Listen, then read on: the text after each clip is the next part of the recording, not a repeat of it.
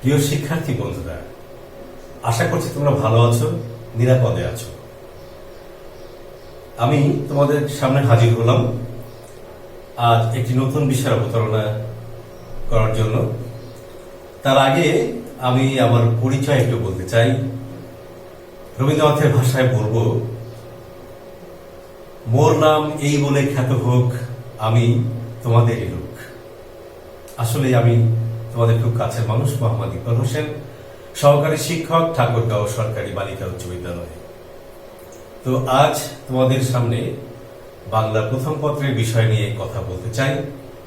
এর আগে আমরা বাংলা দ্বিতীয় পত্রের কারক বিভক্তি এবং পদার্থবিজ্ঞান বিষয়ের ক্লাসের তোমাদের সামনে মুখোমুখি হয়েছি।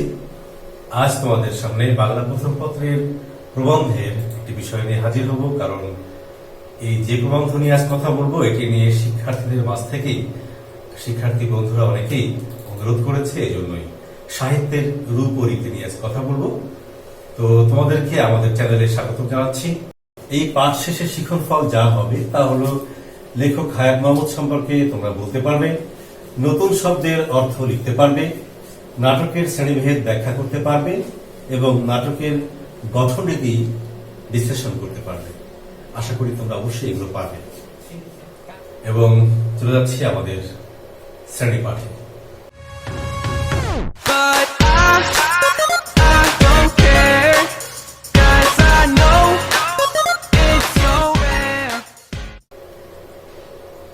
শিক্ষার্থী বন্ধুরা, তোমরা লক্ষ্য করো, স্ক্রিনে কিছু ছবি আছে। এরা কারা? এরা সবাই সাহিত্যিক। তো আমরা দেখতে পাচ্ছি শেক্সপিয়ার আছেন, মাইকেল মধুসূদন আছেন, কাজী নজরুল আছেন, রবীন্দ্রনাথ আছেন এবং শরৎচন্দ্র আছেন। আসলে সাহিত্যিকরা যা রচনা করেন তাই সাহিত্য। তো লক্ষ্য করো, হ্যামলেট, গীতাঞ্জলি, মেঘনাদ বধ কাব্য, অগ্নিবীণা, দেবদাস, বিষাদ সিন্ধু, এগুলো হচ্ছে বিভিন্ন সাহিত্যিকের লেখা সাহিত্য। সাহিত্য বলতে আমরা কি বুঝি? আমরা সাহিত্য বলতে সাহিত্যের বিভিন্ন ধারা বুঝে থাকি। কবিতা, নাটক, প্রবন্ধ, ছোট গল্প, উপন্যাস ইত্যাদি। তো সাহিত্যের রূপ ও রীতি, এই যে প্রবন্ধটি আছে এটি রচনা করেছেন হায়াত মাহমুদ। আমরা এই বিখ্যাত লেখক সম্পর্কে আগে জানব। তার জন্ম 1939 সালের 2 জুলাই পশ্চিমবঙ্গের হুগলি জেলার মৌরা গ্রামে। বর্তমানে তিনি ঢাকার গ্যান্ডারিয়া অঞ্চলের স্থায়ী বাসিন্দা। তো তোমাদের অনেকেরই পরিচিত মুখ। শিক্ষা জীবন, হায়াত মাহমুদ ঢাকার সেন্ট গ্রেগরিজ স্কুল থেকে প্রবেশিক্ষা এবং বর্তমান সরকারি শহীদ সোহরাওয়ার্দী কলেজ থেকে উচ্চ মাধ্যমিক পাশ করেন। তিনি ঢাকা বিশ্ববিদ্যালয় থেকে বাংলায় স্নাতকোত্তর অর্থাৎ MA এবং কলকাতার যাদবপুর বিশ্ববিদ্যালয় থেকে PhD ডিগ্রি অর্জন করেন, অর্থাৎ ডক্টরেট ডিগ্রি অর্জন করেন। কর্মজীবন তার চট্টগ্রাম বিশ্ববিদ্যালয় এবং জাহাঙ্গীরনগর বিশ্ববিদ্যালয়ে অধ্যাপনা করে কাটে। তার সাহিত্য কর্ম সম্পর্কে তোমরা জ্ঞাত হও। কাব্যগ্রন্থ লিখেছেন স্বাগত সংলাপ, প্রেম অপ্রেম নিয়ে বেঁচে আছি। জীবনী গ্রন্থ লিখেছেন রবীন্দ্রনাথ, কিশোর জীবনী, প্রতিভার খেলার নজরুল। গবেষণা গ্রন্থ লিখেছেন বাংলা লেখার নিয়মকানুন, কিশোর বাংলা অভিধান। তো এর মধ্যে কিশোর বাংলা অভিধানটা খুবই উল্লেখযোগ্য একটি বই। তার পুরস্কার এবং সম্মাননা দেখো, তিনি বাংলা একাডেমি পুরস্কারে ভূষিত হয়েছেন। তো আমরা এই লেখকের বর্ণাঢ্য জীবন সম্পর্কে জানলাম। আমরা এখন সাহিত্যের বিভিন্ন বিষয় থাকলেও আজ আমরা শুধুমাত্র নাটক নিয়ে কথা বলবো। নাটক কাকে বলে জানো? রঙ্গমঞ্চের মাধ্যমে অভিনয় শিল্পীদের সাহায্যে মানবের চলমান জীবনের প্রতিচ্ছবি যখন দর্শকের সামনে উপস্থাপিত হয় তখন তা হয়ে ওঠে নাটক। আমরা আমাদের সাহিত্য বইয়ের নাটকের যে অংশটুকু আছে সাহিত্যের রূপরীতির মধ্যে, সেখানে দেখব। তো লক্ষ্য করব, বিশ্ব সাহিত্যে নাটক সর্বাপেক্ষা প্রাচীন। তবে মনে রাখা দরকার, নাটক সেকালে পুস্তক আকারে মুদ্রিত হয়ে ঘরে ঘরে পঠিত হতো না। নাটক অভিনীত হতো রঙ্গমঞ্চের মাধ্যমে। দর্শকদের সামনে, অর্থাৎ অডিয়েন্সের সামনে। তো অর্থাৎ সে সময় আমরা যেমন এখন টেলিভিশনে নাটক দেখি, টেলিভিশনে কিন্তু সে সময় প্রচলন ছিল না, নাটক হতো রঙ্গমঞ্চের মাধ্যমে। নাটকের লক্ষ্য পাঠক নয়, নাটকের লক্ষ্য সবকালেই দর্শক সমাজ। তার কারণ সাহিত্যের সকল শাখার ভিতরে নাটকই একমাত্র যা সরাসরি সমাজকে এবং পাঠক গোষ্ঠীকে প্রভাবিত করতে চায় এবং সক্ষমও হয়। একদম সঠিক কথা। নাটক যেভাবে মানুষকে আন্দোলিত করতে পারে, অন্যান্য শাখা সেভাবে পারে না। সংস্কৃত আলংকারিক বৃন্দ নাট্য সাহিত্যকে কাব্য সাহিত্যের মধ্যে গণ্য করেছেন। প্রাচীনকালে সেরকমই প্রথা ছিল। যেমন শেক্সপিয়ারও তার সকল নাটক কবিতা রচনা করেছেন, অর্থাৎ নাটক কিন্তু কবিতার ভাষায়। সংস্কৃত আলঙ্কারিকদের মতে কাব্য দুই ধরনের, দৃশ্যকাব্য ও শ্রব্য কাব্য। নাটক প্রধানত দৃশ্যকাব্য। সেহেতু নাটকের অভিনয়ে মানুষকে দর্শন করানো সম্ভবপর না হলে নাটক রচনার মূল উদ্দেশ্যই ব্যর্থ হয়। আমার মনে হয় যে আমরা নাটক সম্পর্কে মূল কথাগুলো জেনে ফেলেছি। তো আমরা এর পরে আর নাটক সম্পর্কে কি আছে দেখে নেই বিষয়গুলো। আমরা শব্দার্থ জেনে নেব। শ্রব্য কাব্য, যে কাব্য পড়া ও শোনার জন্য রচিত। দৃশ্যকাব্য, নাটককে দৃশ্যকাব্য বলা হয়েছে, অর্থাৎ নাটক একসঙ্গে দেখাও যায় এবং শোনাও যায়, এই জন্য নাটককে দৃশ্যকাব্য বলা হয়েছে। শেক্সপিয়ার কে ছিলেন? একজন ইংরেজ কবি ও নাট্যকার। আমরা জানতে পেরেছি তিনি নাটক লিখেছিলেন কবিতার ভাষায় এবং তিনি ইংরেজি সাহিত্যে একজন খুব জনপ্রিয় নাট্যকার ও সাহিত্যিক। একাঙ্কিকা, এক অঙ্কের নাটক। প্রাচীনকালে নাটক আসলে 5 অঙ্কে বিভক্ত ছিল। তোমরা দেখে নাও নাটক সে সময় যেমন ছিল। নাটকের সংজ্ঞা আগে দেখে নাও বিষয়টি।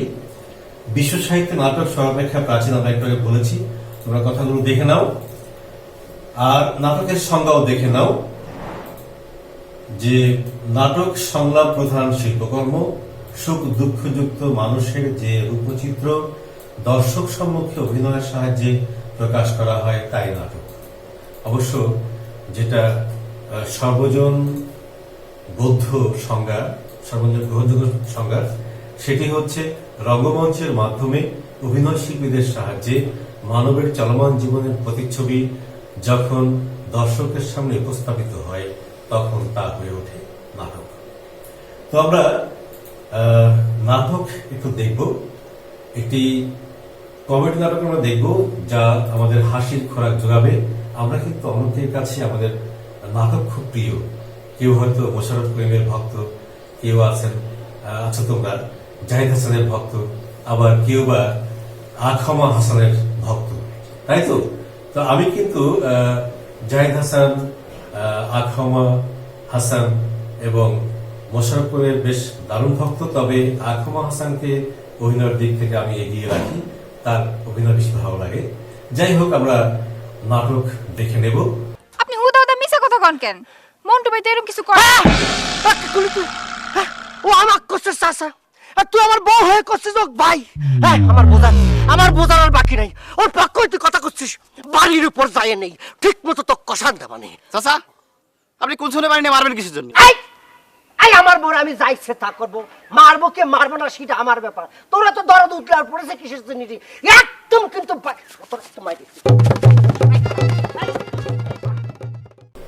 শিক্ষার্থী বন্ধুরা, নাটক দেখা হলো।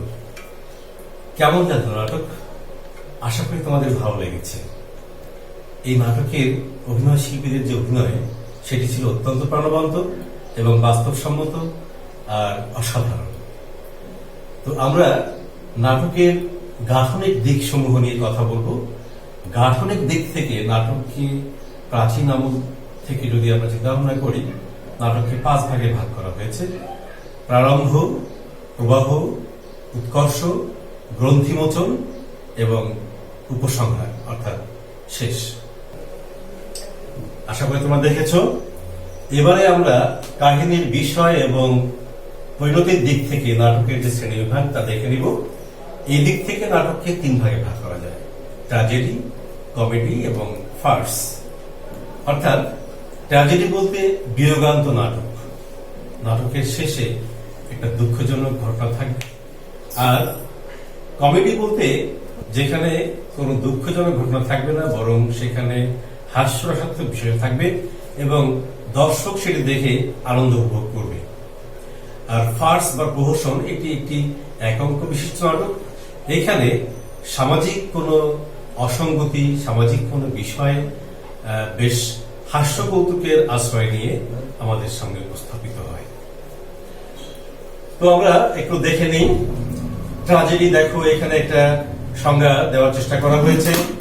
রঙ্গমঞ্চে নায়ক বা ট্র্যাজেডি নাটক রঙ্গমঞ্চে নায়ক বা নায়িকার জীবন কাহিনীর দৃশ্য পরম্পরা উপস্থাপনের মাধ্যমে যে নাটক দর্শক হৃদয়ে ভয় বা করুণা প্রশমিত করে করুণ রসের আনন্দ সৃষ্টি করে তাকে ট্র্যাজেডি নাটক বলে। যেমন কৃষ্ণকুমারী একটি ট্র্যাজেডি নাটক। শিক্ষার্থী বন্ধুরা, তোমরা অনেকেই কিন্তু সিনেমা দেখে থাকো। তোমরা দেবদাস দেখেছো? শাহরুখ খানের অভিনীত দেবদাস, মাধুরী দীক্ষিত ছিল এবং তোমরা জানো ঐশ্বরিয়া রায় ছিল। তো সেখানে কিন্তু নায়ক নায়িকার মিলন হয় না এবং শেষে নায়ক মারা যায়। এটিও কিন্তু একটি ট্র্যাজেডি ধর্মী একটি মুভি। তো আমরা দেখে নিই পরের স্ক্রিনের দৃশ্য। কমেডি নাটক কেমন হয়ে থাকে? মানব চরিত্রের যে কৌতুকপ্রদ দিক কাউকে পীড়ন করে না, ব্যথা দেয় না, হাস্যরস সৃষ্টি করে, তাকে কমেডি নাটক বলে।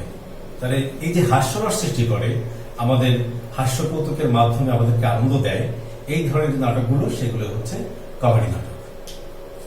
এরপর দেখো প্রহসন। প্রহসন নাটক কিরকম হয়ে থাকে? প্রহসন এক ধরনের সামাজিক নকশা, যেখানে সমাজের সমসাময়িক চিত্র তথা প্রতিবাদ কিছুটা হাস্যরসের ছোঁয়ায় অভিনীত হয়, তাই প্রহসন নাটকের। এখানে প্রহসনের উদাহরণ দেওয়া আছে বিয়ে পাগলা বুড়ো। এছাড়া আছে মাইকেল মধুসূদনের একে কি বলে সভ্যতা, আর বুড়ো শালিকের ঘাড়েরও, এবং দীনবন্ধু মিত্রের আছে সধবার একাদশী। এগুলো বাংলা সাহিত্যের বেশ উল্লেখযোগ্য প্রহসন। শিক্ষার্থী বন্ধুরা, আমরা শ্রেণীবিন্যাসে বিবেচনা নাটকের শ্রেণীবিন্যাস করব। এদিক থেকে নাটককে বেশ কয়েকটি ভাগ করা যায়: ঐতিহাসিক নাটক, সামাজিক নাটক, ডিটেকটিভ নাটক, রোমান্টিক নাটক এবং কাব্যধর্মী নাটক। এছাড়াও আরো কিছু নাটক রয়েছে, যেমন কাব্যনাট্য, নৃত্যনাট্য, এরকম সাংকেতিক নাটক, অনেক ধরনের নাটক রয়েছে আমাদের। তবে আমাদের নবম দশম শ্রেণীর পাঠ্য অনুযায়ী আমরা এই কয়েকভাগে ভাগ করতে পারি। এরপরে আমরা একটু মূল্যায়নে যাব, যে কিছু প্রশ্ন আমরা এখানে দিতে পারছি। এই প্রশ্নগুলো তোমরা আগে খাতায় লিখে নাও, একটু পজ দিয়ে খাতায় লিখে নাও। আমরা এই প্রশ্নগুলোর উত্তর লিখে ফেলবো এবং পরে আমি যখন উত্তর দিয়ে দেবো স্ক্রিনে, তখন তোমরা নিজের খাতা মিলিয়ে দেখবে তোমাদের অর্জন হলো কতটা। ঠিক আছে? লিখে ফেলো। এই নাও, উত্তর দেখে নাও এবং মিলিয়ে নাও। আশা করি তোমরা মেলাতে পেরেছো এবং কতটা অর্জন করতে পেরেছো বুঝতে পেরেছো। আমরা পরবর্তী আরেকটি প্রশ্ন সম্বলিত দৃশ্য দেখে নেব। এখানে কিছু বহু নির্বাচনী প্রশ্ন রয়েছে। এই প্রশ্নগুলো তোমরা এখানেও পজ দিয়ে খাতায় লিখে নাও এবং উত্তর করার চেষ্টা করো। আমি যখন উত্তর বলে দেব, স্ক্রিনে দেখাবো, তখন তোমরা মিলিয়ে নেবে কতটা অর্জন করতে পারলে। হ্যাঁ, আমরা উত্তর দেখে নেই।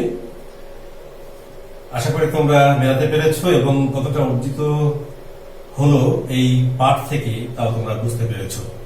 তো শিক্ষার্থী বন্ধুরা, এখন ঘরে বসে অনুশীলনের জন্য একটি প্রশ্ন দেওয়া হলো, কাহিনীর বিষয় ও পরিণতির দিক থেকে নাটকের শ্রেণীভেদ সাহিত্যের রূপ ও রীতি প্রবন্ধের আলোকে ব্যাখ্যা করো। এই প্রশ্নটি তোমরা বাড়িতে বসে অনুশীলন করবে এবং দেখো কতটা করতে পারো। তো শিক্ষার্থী বন্ধুরা, তোমরা সবাই ভালো থাকো, সুস্থ থাকো। তার আগে একটু কথা বলতে চাই। তোমরা বুঝতেই পারছো যে আমরা অনেক পরিশ্রম করছি তোমাদের এই করোনাকালীন ঘরে বসে যে অলস সময় কাটাচ্ছ, সে সময় তোমাদের ঘরে বসে অনুষ্ঠানের জন্য কিছু ক্লাস তৈরি করছি। আমাদের এই পরিশ্রমের দিকেই নজর রেখে তোমরা আমাদের পাশে থাকার জন্য আমাদেরকে এই চ্যানেলটিকে সাবস্ক্রাইব করো এবং পাশে থাকা বেল আইকনটি প্রেস করো আমাদের পরবর্তী ভিডিও নোটিফিকেশনটি আগে পাওয়ার জন্য, এবং বেশি বেশি করে শেয়ার করো এবং লাইক দাও। আর বন্ধুরা, যদি আমাদের ক্লাস সম্পর্কে তোমাদের কোনো মন্তব্য থাকে, কোনো কিছু এক্সট্রা জানার থাকে, তাহলে তোমরা অবশ্যই আমাদের কমেন্ট বক্সে জানাবে বা ফেসবুক পেজে জানাতে পারো। আমরা অবশ্যই তার পরবর্তী ক্লাসে এর সমাধান দেওয়ার চেষ্টা করব। সবাই ভালো থাকো, সুস্থ থাকো, থাকো নিরাপদে। এই প্রত্যাশায় আজ এখানে শেষ করছি।